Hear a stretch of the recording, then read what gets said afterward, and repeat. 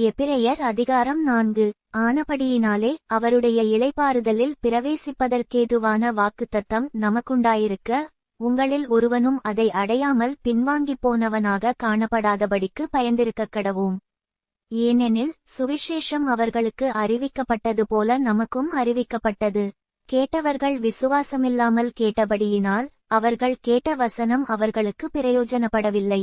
விசுவாசித்தவர்களாகிய நாமோ அந்த இளைப்பாறுதலில் பிரவேசிக்கிறோம்.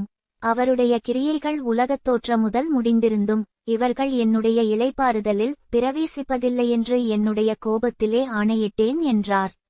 மேலும் தேவன் தம்முடைய கிரியைகளையெல்லாம் முடித்து 7ஆம் நாளிலே ஓய்ந்திருந்தார் என்று 7ஆம் நாளை குறித்து ஓரிடத்தில் சொல்லியிருக்கிறார். அன்றியும் அவர்கள் என்னுடைய இளைப்பாறுதலில் பிரவேசிப்பதில்லை என்றும் அந்த இடத்திலேதானே சொல்லியிருக்கிறார். ஆகையால் சிலர் அதில் பிரவேசிப்பது இன்னும் வரப்போகிற காரியமாயிருக்கிறபடியினாலும், சுவிசேஷத்தை முதலாவது கேட்டவர்கள் கீழ்ப்படியாமையினாலே அதில் பிரவேசியாமற் போனபடியினாலும், இன்று அவருடைய சத்தத்தை கேட்பீர்களாகில் உங்கள் இருதயங்களை கடினப்படுத்தாதிருங்கள் என்று வெகுகாலத்திற்கு பின்பு தாவீதின் சங்கீதத்திலே சொல்லியிருக்கிறபடி இன்று என்று சொல்வதினாலே பின்னும் ஒரு நாளை குறித்திருக்கிறார். யோசுவா அவர்களை இளைப்பாறுதலுக்குட்படுத்தியிருந்தால் பின்பு அவர் வேறொரு நாளை குறித்துச் சொல்லியிருக்க மாட்டாரே. ஆகையால் தேவனுடைய ஜனங்களுக்கு இளைப்பாறுகிற காலம் இனி வருகிறதாயிருக்கிறது. ஏனெனில் அவருடைய இளைப்பாறுதலில் பிரவேசித்தவன் தேவன் தம்முடைய கிரியைகளை முடித்து ஓய்ந்தது போல தானும் தன் கிரியைகளை முடித்து ஓய்ந்திருப்பான்.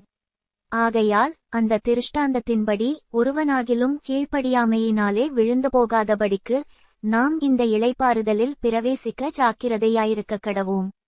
தேவனுடைய வார்த்தையானது ஜீவனும் வல்லமையும் உள்ளதாயும் இருபுறமும் கருக்குள்ள எந்த பட்டயத்திலும் கருக்கானதாயும் ஆத்துமாவையும் ஆவியையும் கணுக்களையும் ஊனையும் பிரிக்கத்தக்கதாக உருவ குத்துகிறதாயும் இருதயத்தின் நினைவுகளையும் யோசனைகளையும் வகையறுக்கிறதாயும் இருக்கிறது. அவருடைய பார்வைக்கு மறைவான சிருஷ்டி ஒன்றுமில்லை. சகலமும் அவருடைய கண்களுக்கு முன்பாக நிர்வாணமும் வெளியரங்கமுமாயிருக்கிறது. அவருக்கே நாம் கணக்கு ஒப்புவிக்க வேண்டும். வானங்களின் வழியாய் பரலோகத்திற்குப் போன தேவகுமாரனாகிய இயேசு என்னும் மகா பிரதான ஆசாரியர் நமக்கு இருக்கிறபடியினால் நாம் பண்ணின அறிக்கையை உறுதியாய் பற்றிக் கொண்டிருக்கக் கடவோம். நம்முடைய பலவீனங்களை குறித்து பரிதபிக்கக் கூடாத பிரதான ஆசாரியர் நமக்கிராமல் எல்லாவிதத்திலும் நம்மை போல சோதிக்கப்பட்டும் பாவமில்லாதவராயிருக்கிற பிரதான ஆசாரியரே நமக்கிருக்கிறார்.